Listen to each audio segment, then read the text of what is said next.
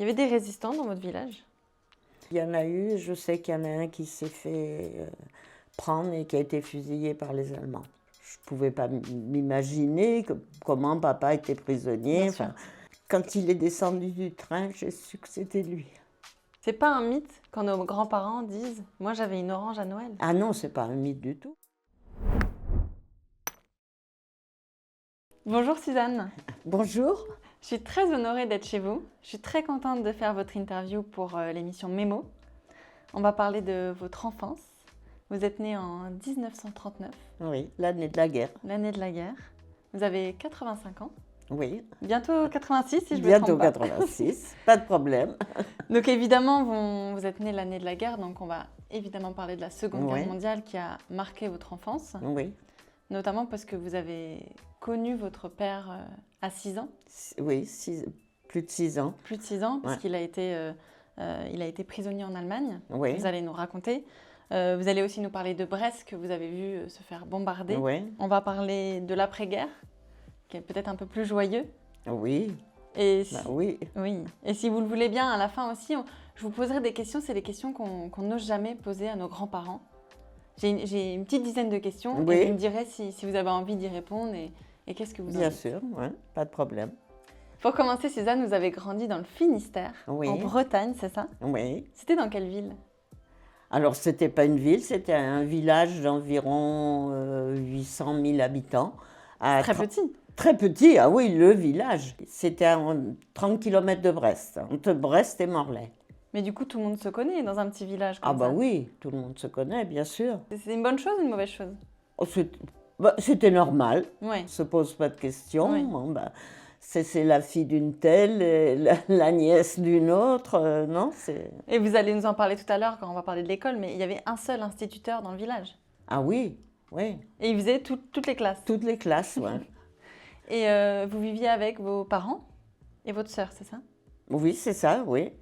Enfin, j'ai très peu avec mes parents puisque j'avais 7 mois quand papa a été mobilisé. La guerre a été déclarée le 1er septembre 1939 et papa est parti le 2 septembre. Il est allé à Brest le 2 septembre, donc Oui. je ne l'ai pas connu. Les souvenirs que vous avez avec vos parents, c'est surtout après-guerre. Ah oui, j'ai pas avant-guerre, je n'ai Ouais. aucun souvenir. Pour moi, on me disait à l'école, tu n'as pas de papa. Mais moi, ça représentait mon papa, c'était la photo qui était dans la maison. Vous n'aviez pas forcément idée de ce que c'était d'avoir un papa. Ah non, non.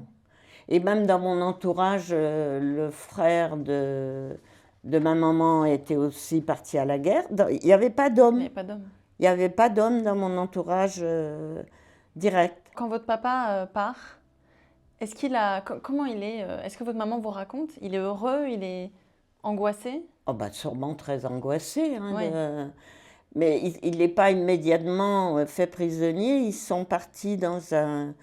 enfin, vous ne connaissez peut-être pas, mais peut-être ces messieurs connaissent, Couët-Quidan, qui est encore une école militaire aujourd'hui. Oui. Et ils ont été là pendant quelques mois Pour être formé? pour être enfermés, pas pour être formés. Hein. Ils ne partaient pas combattre, ils étaient prisonniers. Pourquoi il a été prisonnier? Parce que tous les hommes de tel âge à tel âge étaient faits prisonniers. Et qu'est-ce qu'il faisait dans cette maintenant école, dans cet endroit où il est prisonnier en France? Rien, Rien. rien. Et un jour, il est emmené en Allemagne. Il est emmené en Allemagne. Il est arrivé en Allemagne en 1940. Et là, il est allé dans un camp et il est allé travailler dans une ferme. Enfin, on lui a dit d'aller travailler dans une ferme. Oui, il travaillait pour les Allemands. Bien sûr. Et il rentrait le soir au camp. Et donc, donc, pendant ce temps, vous vivez avec votre mère, Oui, avec votre qui sœur. n'avait pas de travail, pas d'argent. Quand- Puisque c'était papa qui travaillait, maman n'avait pas de métier. Et vous recevez aucune compensation, aucune rémunération quelconque quand le père... Non, il s'en n'y avait va. rien. Non, Donc vous n'aviez plus d'argent. Il n'avait rien, oui. Et ben maman, elle a travaillé, elle allait faire des lessives dans les fermes, elle allait faire des travaux dans les fermes. Elle travaillait comme ça la journée, et Pour ramener un peu d'argent. un peu d'argent. Et moi, pendant ce temps-là, c'était une de mes tantes qui me gardait. Combien elle touchait votre maman? Aucune idée, alors. Mais c'était pas Oh, grand-chose. sûrement pas, non. Elle devait faire Alors, des beaucoup. fois, dans certaines fermes, s'ils étaient gentils, on lui donnait un peu de beurre en plus, un peu de... Je sais qu'une fois, elle a eu... c'était au moment des moissons, on lui a donné du blé dans un sac. Et... ben, parce qu'il y avait des tickets de rationnement pour la nourriture. Bien sûr. Et le blé, ben, fallait le transformer en farine. Et ça, je me souviens de l'avoir entendu raconter. Elle est partie la nuit à travers champs pour aller le faire moudre son grain pour avoir un peu de farine pour faire du pain à la maison. Pourquoi la nuit? Parce qu'elle n'avait pas le droit. On n'avait pas le droit d'aller moudre du blé, c'était interdit. Et puis en plus, c'était interdit de circuler entre telle heure et telle heure. Ce dont je me souviens, c'est de voir les Allemands derrière chez nous. Il y avait Ça, un vous camp vous souvenez? d'Allemands derrière. Ah oui, ça, je m'en Ah, un camp, souviens. donc beaucoup d'Allemands. Oh oui, ils étaient là. Oui, pour moi, il y en avait beaucoup. Et vous aviez peur d'eux? Pas du tout. Pas du tout. Ils avaient un gros chien. J'allais caresser le chien. Il y a un Allemand qui m'appelait, qui me donnait des petits gâteaux. Avec le recul, je me dis peut-être qu'il a laissé une petite fille en Allemagne. Mais maman, ça la rendait folle de me voir prendre des Bien sûr. gâteaux des Allemands. Ils allaient sûrement m'empoisonner. Mais vous vous rendiez pas compte? Absolument Vous pouviez pas. Et j'aimais il faisait des exercices le matin, il chantait, c'était amusant pour moi. Non, j'avais pas peur. Vous vous rendiez pas compte de ce que ça représentait? Ah non, pas du tout. Non, non, je pouvais pas. Non, non, je me rendais pas compte du tout. Mais est-ce que votre maman vous a dit on est en guerre, papa est parti? Ah oui, bah ça, on m'en parlait beaucoup. On en parlait à la On maison? m'en parlait beaucoup, justement, il fallait pas aller voir les Allemands parce que c'est les Allemands qui gardaient papa prisonnier. Ah oui, ça, elle m'en parlait beaucoup, et ma tante aussi. Ah oui, ça me... Mais bon, je pouvais pas m'imaginer comment papa était prisonnier. Bien sûr. Enfin, pour moi, papa, c'était ma photo. Et quand on lui faisait des colis, c'était par la mairie qu'on faisait des colis.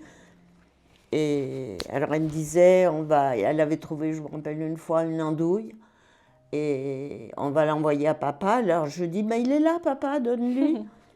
C'est ça, des choses très précises. Ouais, pour vous, papa, c'est la photo. Pour moi, papa, c'est la photo. Et donc, quand vous lui envoyez des colis, vous les envoyez où? Vous savez où il est? Oui, bah, et puis il écrivait de temps, mais c'était très réglementé aussi, les lettres. Hein. C'était Et censuré? Ah oui, puis c'était pas des lettres sous enveloppe, c'était des cartes. des cartes où ils pouvaient surveiller ce qu'il disait. Et oui, ça, et maman lui répondait. Ça, c'est... Et qu'est-ce qu'il racontait? Il racontait pas la vérité alors? Mais il n'était pas... Alors, le fait qu'il soit dans une ferme, entre guillemets, il n'était pas malheureux. Oui. Ceux qui étaient dans le camp, ils étaient beaucoup plus malheureux que lui, et ils avaient surtout faim. Ils n'avaient pas, enfin, très très peu à manger. Et les Allemands chez qui papa était, ben, c'était des gens bien. Il lui donnait à manger il avait un copain, et il lui donnait à manger, il cachait dans sa poche pour apporter à son copain dans le camp. Donc lui, il était dans son malheur plutôt bien loti. Oui. Et bon, ben alors, papa nous a beaucoup parlé de ces gens-là. Et d'ailleurs, quand il est revenu, la grand-mère avait tricoté des chaussettes pour moi. Avec ma sœur, on a eu envie d'aller les voir. En Allemagne? En Allemagne. Malheureusement, ma sœur est partie trop tôt. Ce qui racontait votre papa, c'est que du coup, ils n'étaient pas tous mauvais. Ben non. Non, ceux-là n'étaient pas mauvais. Non. Non, d'ailleurs, ils souffraient aussi du nazisme. Ouais. Et pour revenir à votre maman, est-ce que vous vous rendiez compte que c'était compliqué pour elle de vivre, de devoir travailler sans votre papa? Vous vous rendiez compte de la situation ou pas? Non, je crois que parce que non, je me rendais pas bien compte. Le dimanche, j'allais chez elle, donc je la voyais le dimanche. Parce que la semaine, vous viviez pas Mais là-bas? ben non, comme elle partait travailler, Bien j'étais sûr. un bébé, hein. Et j'étais chez ma tante. Non, je ne me rendais pas compte que c'était difficile. Alors, il y avait ma marraine qui avait un commerce qui habitait près de chez nous et qui lui donnait faisait des repas de mariage et on avait des restes. Ben, moi, ça me plaisait. Des repas de mariage, Ben oui, ma marraine, elle avait un restaurant, enfin un petit restaurant. Elle faisait des repas de mariage et des fois, il y avait des restes. Donc, mais il y avait des mariages, ah ben oui, les ça gens se arrivait sont pendant encore la guerre? mariés. Ah oui, ouais, ouais. Ben oui, ils vivaient quand même. Ouais, Enfin, il y avait certaines règles très précises, mais mais les gens se mariaient encore. ben oui, c'est. Et votre maman, vous me racontiez, elle avait les mains très marquées par la lessive? Ben oui, des fois elle faisait ça je me souviens, elle faisait 2 lessives dans une journée. Alors c'était au lavoir, hein. Oui, évidemment. À la main, Ben oui, le dos courbé, donc à elle devait... genoux. ouais. Et donc le soir, elle avait les mains abîmées, ça je me souviens. Et elle était très fatiguée. Ah ben oui, la pauvre, c'est sûr que ça a été difficile pour elle, hein. Mais ma sœur ne la quittait pas, ma maman. Ah, votre sœur allait avec votre maman faire les lessives? Non, mais elle était à la maison, elle allait à l'école pendant ce temps-là. Comme elle avait 8 ans plus que moi. Ouais. Et elle ne voulait pas quitter ma maman. Elle ne voulait pas venir dormir, par exemple, chez ma tante avec moi. C'est hors de question. Elle restait avec maman. Parce que votre sœur allait à l'école pendant la guerre? Ben oui, comme elle avait 8 ans plus que moi. Ouais. Elle Vous, est- non. Pendant tout le long de la guerre, vous n'êtes pas allé à l'école? Si, je suis allée la dernière année. Donc quand vous aviez 5-6 ans? Voilà, oui, à partir de mes 5 ans. D'accord. Oui, et c'est là qu'on me disait, tu n'as pas de papa. Et ça me contrariait énormément. Parce que vous aviez compris que les autres avaient un papa, mais Bah oui, puis il se autrement chargeait de me le dire, hein, t'es pas comme tout le monde, toi, t'as pas de papa. ça vous rendait triste? Oui, ça me rendrait triste. Là, je commençais à comprendre. Que c'était pas la En norme? grandissant, je me rendais compte qu'il y avait quand même un manque. Quand vous avez 3 ans, vous n'avez pas les mêmes réactions que quand vous avez 5 ans, 5 ans et demi. Parce qu'il vous manquait pas, votre papa? Non, jusque-là, il ne me manquait pas. Non, jusque-là, il ne me manquait pas. Parce que vous le connaissiez pas? Ben non, non, non. Et non, je ne connaissais pas, donc il ne me manquait pas. Mais votre maman, elle vous parlait beaucoup de lui ou pas? Beaucoup, beaucoup, oui, on parlait beaucoup. Et lui, il parlait de vous dans ses cartes? Oui, c'était... Excusez-moi. Ah non, pas de souci, vous inquiétez pas. Il disait toujours, dans toutes ses lettres, parle de moi, la petite Suzanne. Ça, c'était son obsession, que je ne veuille pas le voir. Il avait peur que vous Que ne pensiez pas oui, écrire. que je le rejette, que comme je ne l'avais pas connu, c'était son obsession. Ça. Et vous vous souvenez quand il est revenu, le premier jour où vous l'avez revu? Ah oui, je me souviens, on est allé à la gare qui était environ à 10 km d'où nous habitions. On nous a emmenés en voiture. Quand il est descendu du train, j'ai su que c'était lui. Vous l'avez tout de suite reconnu? Je l'ai tout de suite reconnu, parce qu'il y avait les photos. J'ai eu le coup de foudre. Le coup de foudre? J'ai eu le coup de foudre pour mon père. Vous l'avez tout de suite aimé? Ah oui, tout de suite. Tout de suite. Et je me souviens dans la voiture, j'étais devant sur les genoux. À l'époque, il n'y avait pas ni ceinture. J'étais devant dans la voiture et je me retournais pour le regarder. Et... Ça vous faisait bizarre qu'il était là? Qu'il soit là? Ah oui, mais j'étais heureuse. J'étais heureuse. Ah oui, tout de suite. Tout de suite, j'étais heureuse. C'était évident. Ah oui, c'était évident. C'est d'ailleurs, je peux dire aujourd'hui encore, je sais à l'endroit où il est sorti du train. C'est précis dans ma mémoire. C'est un souvenir que vous oublierez jamais? Ah non, non. Ou alors j'aurais perdu la tête, ce qui arrivera peut-être. Et comment c'était la suite entre vous? Tout de suite, vous êtes bien entendu? Tout de suite. Tout de suite. Et j'ai pas de souvenir il me disputait. Mais puis je pense qu'il voulait pas me disputer parce que des fois que je veuille pas le. Enfin, j'ai pas de souvenir qu'il me disputait, mon père. C'était vraiment fusionnel. Avec le recul, les 6 ans d'absence n'ont pas marqué votre relation. Non, non, puisque après ça a été vraiment extraordinaire, quoi. Ma vie avec mon père, c'était vraiment, oui, que des bons souvenirs. Pourtant, ils ont galéré aussi parce que quand il est revenu, ben, il n'avait plus de travail. Son patron avait collaboré avec les Allemands, donc il Ah oui. était en prison. Alors là, il partait, après il avait trouvé du travail dans le sud Finistère, il faisait 100 km en vélo pour aller... Tous les jours? Ah non, une fois par semaine, il rentrait à la maison. Ah, et au début, vous ne le voyiez pas beaucoup, du coup? Non, on ne le voyait pas beaucoup. Il fallait forcément qu'il trouve un travail Ah parce bah que oui, fallait... votre maman, elle avait arrêté les Oh lessives? bah non, elle devait continuer, mais c'était tellement des petits salaires, tellement... Ouais. C'était... Ah oui, elle continuait toujours à travailler quand... Oui, votre papa, il revient en avril 45. Oui, le 28 avril 1945. Est-ce il vous raconte ce qu'il a vécu pendant tout ce temps? Oui, enfin, il nous en parle. Il ne nous raconte pas tout ce qu'il a vécu. Enfin, il nous parle que dans la ferme, il y avait des petits-enfants comme moi. Il y avait un garçon et une fille. Et ça, il nous en parle. Et il nous parle d'un copain, surtout qui habitait Reims. Après toute leur vie, ils se sont considérés comme frères. C'était ce monsieur à qui il apportait à manger. Et oui, il en parlait. Et il l'a revu, lui, son Oui, frère? il est revenu, il est venu en Bretagne en 1950. Et nous, on est allés chez ce monsieur aussi avec ma sœur. On est allés les voir à Reims plusieurs fois. C'était devenu la famille. Hein. Je ne sais plus en quelle année, en 1970.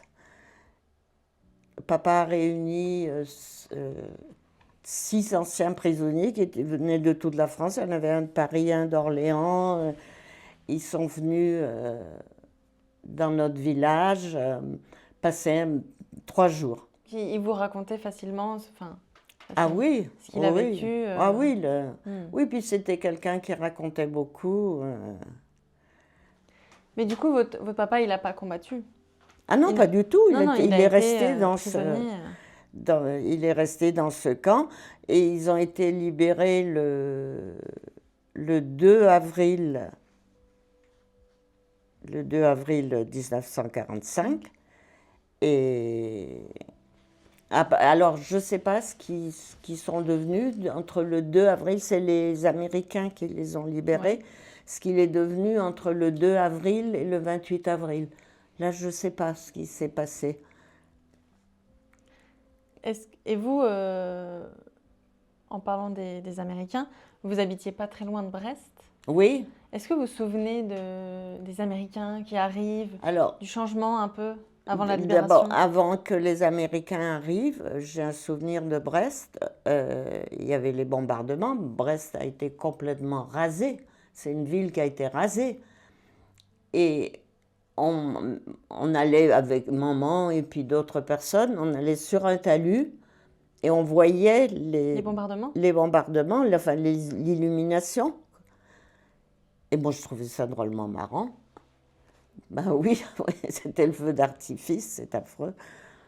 Mais vous aviez évidemment pas conscience. Ben non, absolument pas. Et votre maman, elle vous disait pas? Elle vous racontait pas? Si. Ben si, c'est comme ça que je savais, mais bon, je comprenais pas. Bien sûr. Moi, je comprenais pas. Mais pour vous, de loin, c'était un feu d'artifice. Oui.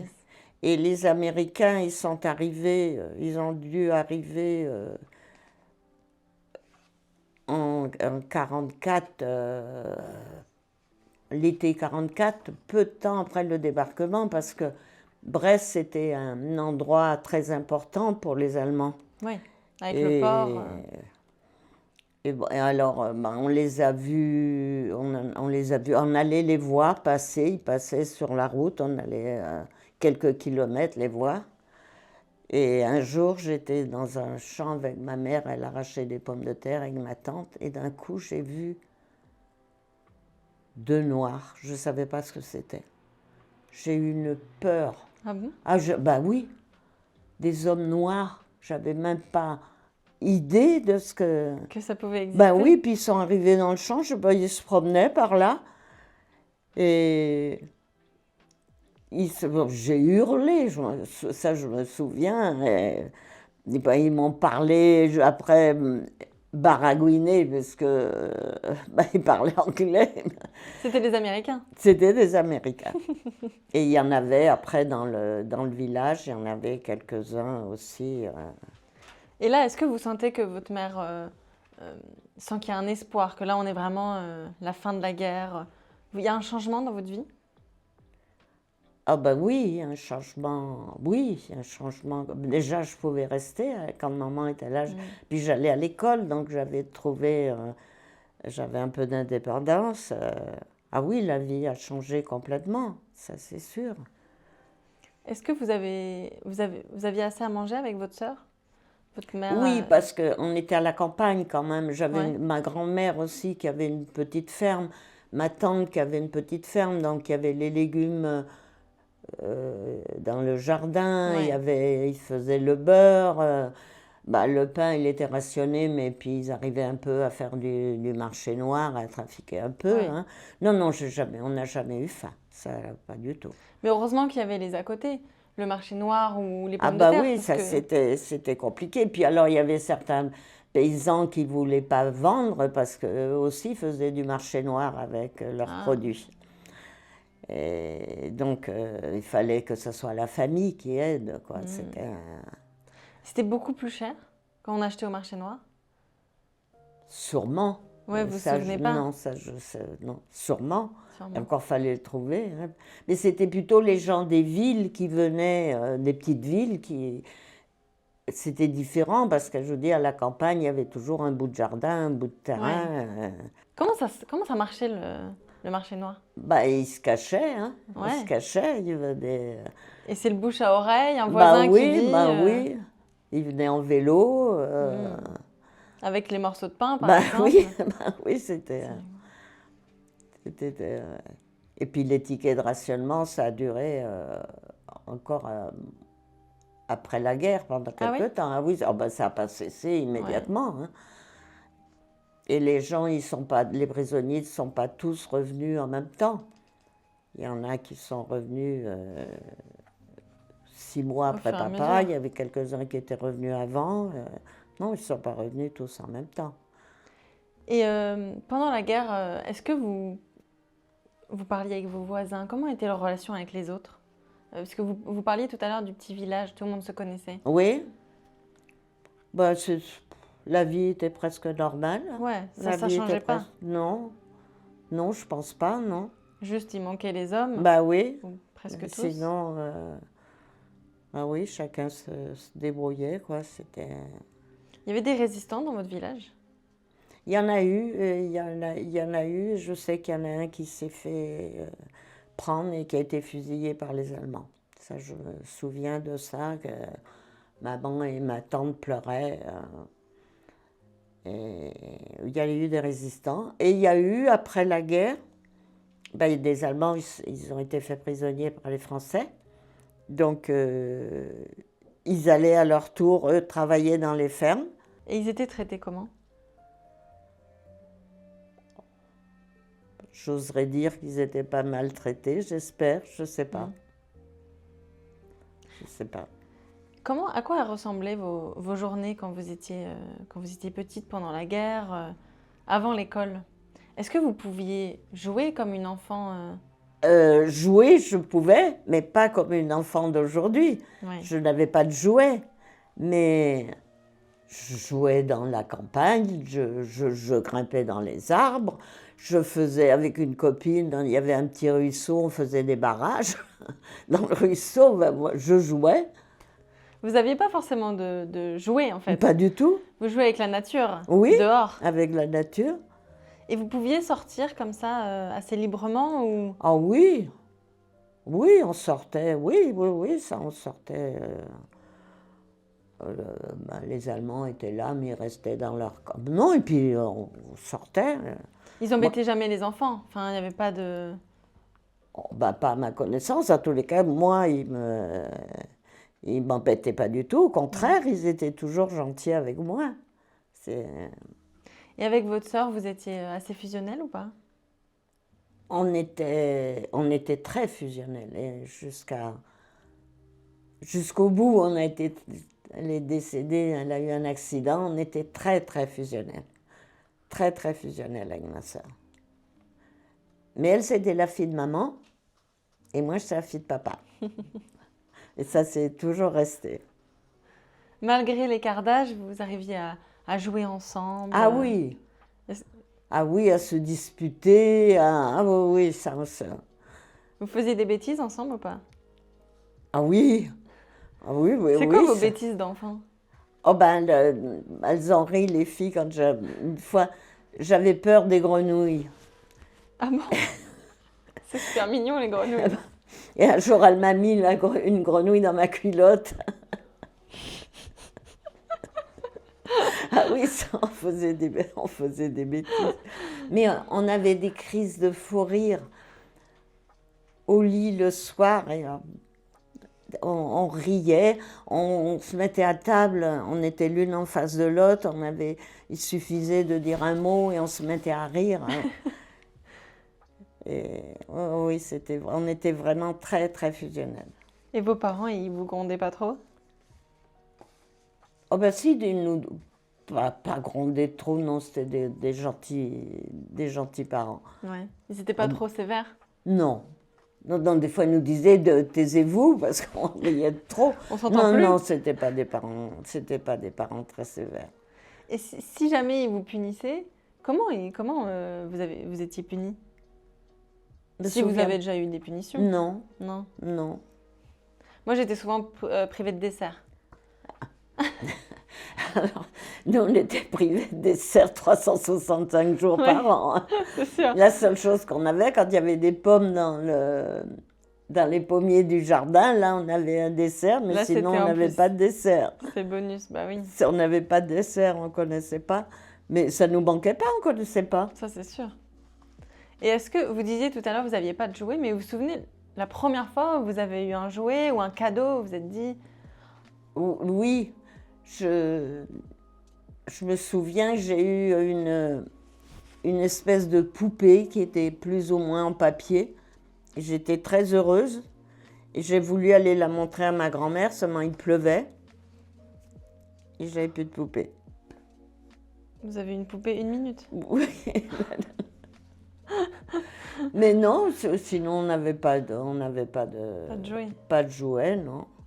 J'ai eu aussi une toute petite poupée dans une boîte d'allumettes. Qui vous ramenait ça? Je ne sais pas qui me l'a donnée.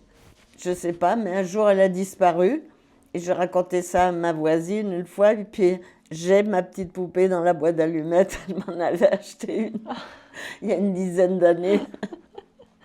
Et est-ce que, quand on compare aujourd'hui, les enfants aujourd'hui, ils ont plein de jouets. Ouais. Est-ce que ça vous fait bizarre, vous? Non, parce que l'évolution est venue comme ça. Mais mes filles n'ont jamais eu énormément de jouets. Je pense que ça tient à ça aussi. Ouais. C'était plutôt...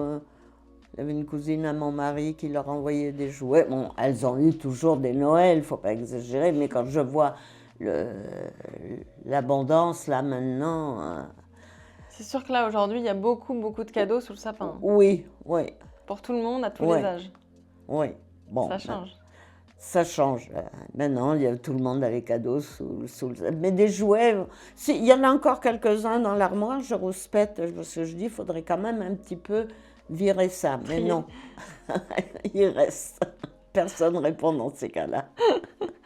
Est-ce que vous fêtiez Noël aussi avec vos parents?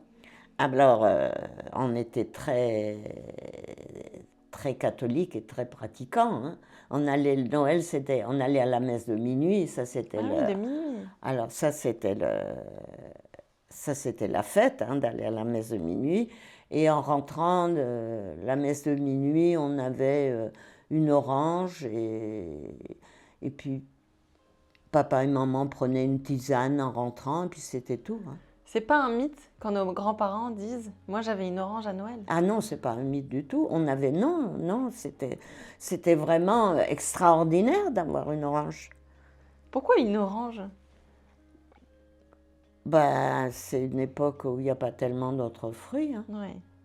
Vous aviez les pommes de temps en temps? Ah ben les pommes, on avait, et puis ça, on faisait très attention de les conserver. On les mettait dans des cajots, on les mettait au grenier, et on mangeait des pommes une grande partie de l'année, finalement, les pommes de la maison, mais sinon... Et est-ce que vous vous souvenez de la première fois où vous avez mangé des choses un peu exceptionnelles? Je sais pas, une banane ou un biscuit au chocolat, où vous vous êtes dit ça c'est nouveau. Ah ben, c'est-à-dire que j'étais très difficile, hein. Ah bah oui. J'étais très difficile parce que, sortie de mes pommes de terre, Et d'ailleurs, je me souviens quand je travaillais à Paris, mon premier patron, mes patrons qui sont restés mes amis et qui ont fait partie de ma famille après, j'ai connu le restaurant avec eux. Ils disaient, oh, celle-là, elle aime que les pommes de terre. Ah oui, la première fois vous êtes allé au restaurant, c'est ça? Ah oui? Donc c'était Ah bien bah plus non, tard. bah pas en Bretagne, je suis jamais allée au restaurant, hein. Ah. On a emmené mes parents au restaurant avec ma sœur pour leurs 40 ans de mariage. C'était la première fois qu'ils allaient au restaurant. Waouh, Oui, c'est là où on se rend compte que c'était pas la même vie. c'est pas la même vie Ouais. du tout, ça c'est Ouais. sûr. Donc vous avez grandi en Bretagne, est-ce que vous parliez breton? Ah oui, ma grand-mère ne parlait que le breton. Que breton? Et maman nous parlait en breton et nous on lui répondait en français. Mais papa nous a toujours parlé en français parce qu'il avait à cœur qu'on parle français. Et alors je fais partie de la génération où on nous interdisait de parler le breton.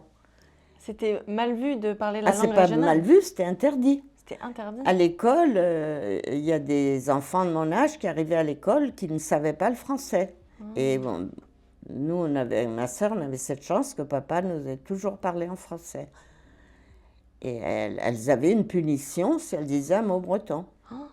C'est Et vous- horrible quand on pense que maintenant ils essaient et puis c'était vrai pour les Basques et c'était vrai Bien sûr, pour les autres langues pour régionales. les Alsaciens. Tout à Enfin, fait. c'était vrai pour...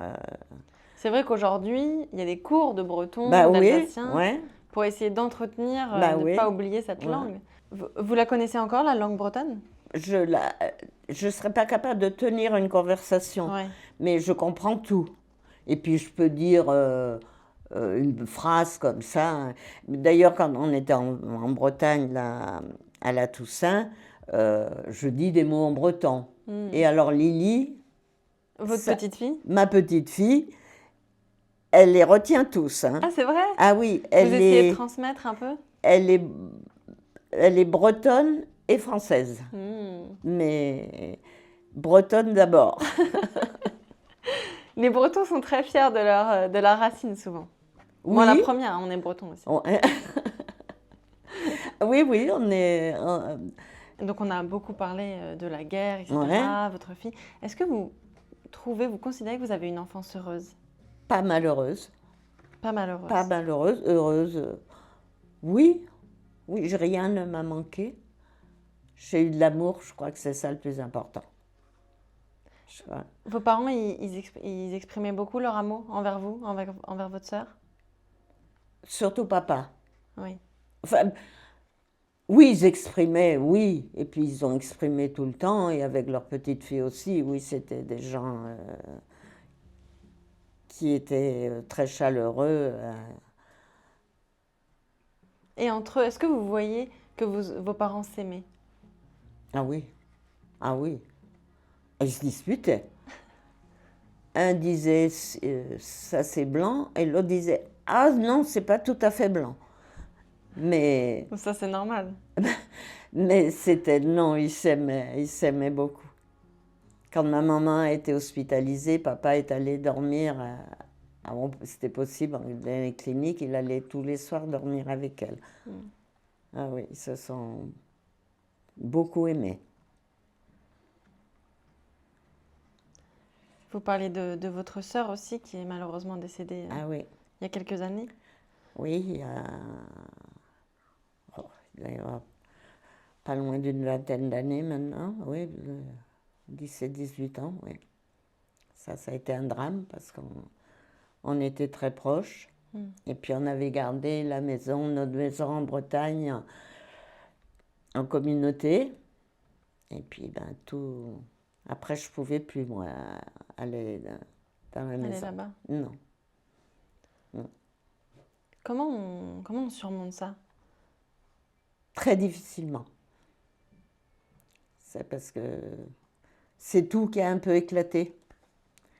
Parce que cette maison, elle était.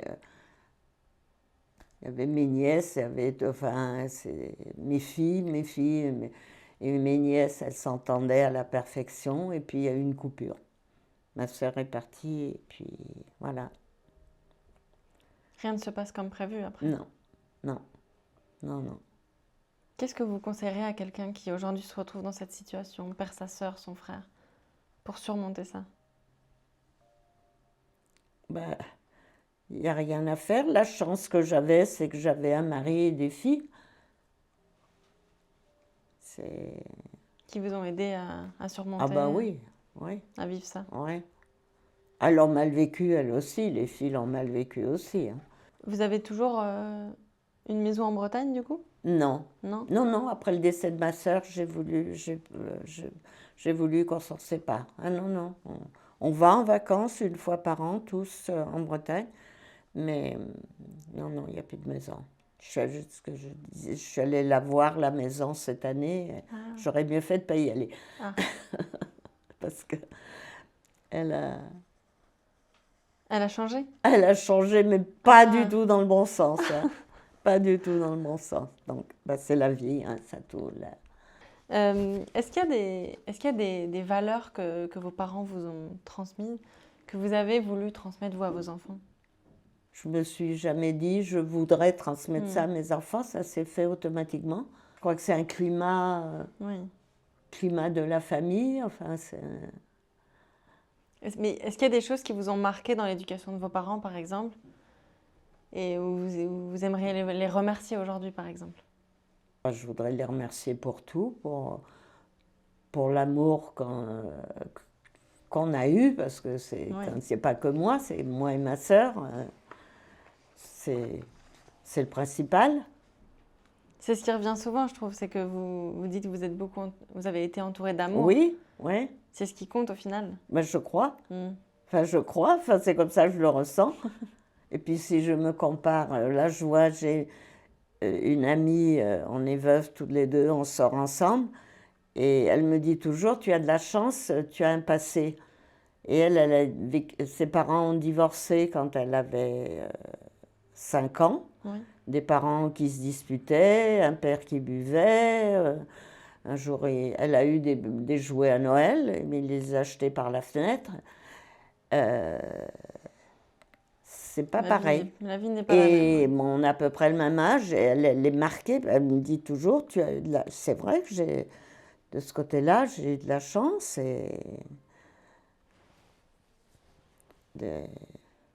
d'avoir des parents comme ça, une sœur comme ça. Vous vous rendez compte que l'enfance qu'a pu avoir, par exemple, vos petits-enfants, vos petites-filles, et la vôtre, est hyper différente? Ça n'a rien à voir. Ça n'a rien à voir. Ça n'a rien à voir. Alors qu'il n'y a pas tant d'années entre nous. Bah oui, mais ça n'a rien à voir.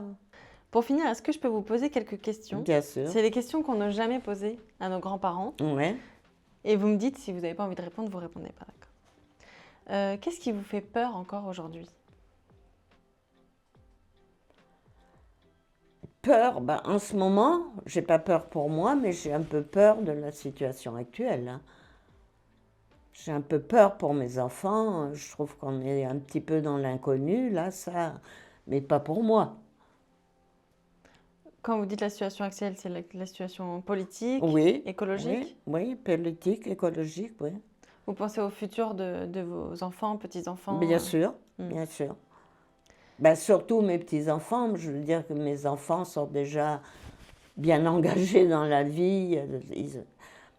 Ils ont leur situation, mais c'est surtout l'avenir des petits-enfants auxquels on pense.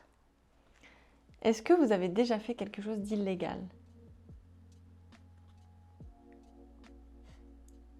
Non, qu'est-ce que j'aurais pu faire d'illégal? Non, pas quelque chose de flagrant en tous les cas. Non, pas quelque chose de grave en tout cas. J'ai mon gendre, sur mon permis de conduire, il a trafiqué avec des points. Quoi?